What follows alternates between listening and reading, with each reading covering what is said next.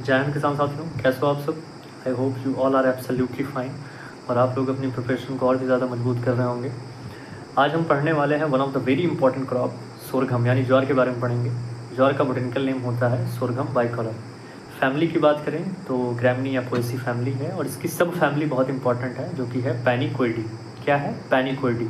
Origin place की बात करें तो अफ्रीका इसका ओरिजिन प्लेस है और क्रोमोसोम नंबर जो है इसका 40 इसका क्रोमोसोम नंबर है। ठीक है, इसके अलग अलग नेम हैं जिसको कॉमन नेम हम कहते हैं और कॉमन नेम इसके अलग अलग हैं। तो इसे क्या क्या कहा जाता है? इसे हम ग्रेट मिलेट कहते हैं, काफिर कॉर्न कहते हैं, ग्विनिया कॉर्न कहते हैं, ज्वार कहते हैं, कैमल क्रॉप कहते हैं।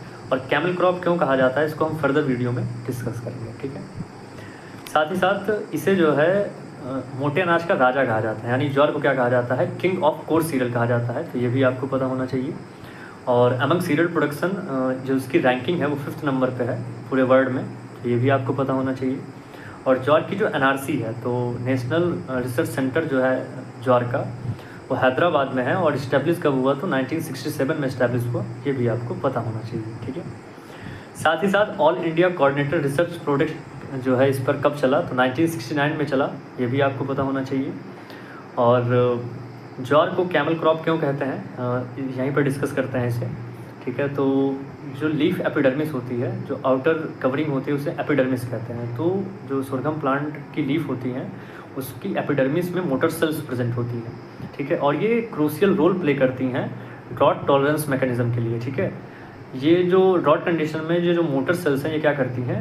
अंदर की तरफ रोल कर लेती हैं अपने आप को। ठीक है, और यही कारण है कि इसे कैमल क्रॉप कहा जाता है। ठीक है, so this is the concept जिसके वजह से इसे कैमल क्रॉप कहा जाता है। तो ये आपको पता होना चाहिए। ठीक है, मोस्ट डोमिनेंट अमीनो एसिड सोरघम का क्या है? तो ल्यूसीन है।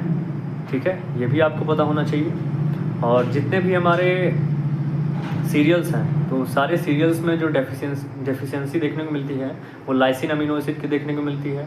और मक्के में जो है ट्रिप्टोफेन और लाइसिन की डेफिशिएंसी देखने को मिलती है।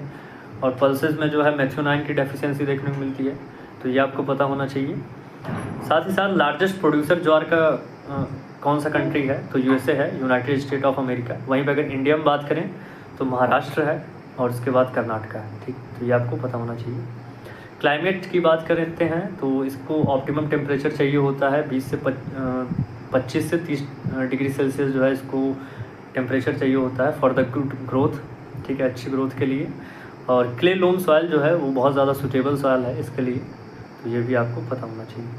ऑप्टिमम सोइंग की बात करते हैं तो फर्स्ट फोर्टनाइट ऑफ जुलाई जो है इसका ऑप्टिमम टाइम है सोइंग का।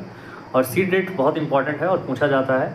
तो 10 से 12 kg पर हेक्टेयर नॉर्मल जो है अगर ज्वार है उस वैरायटी है अगर आप उसकी सोइंग कर रहे हैं तो 10 से 12 kg।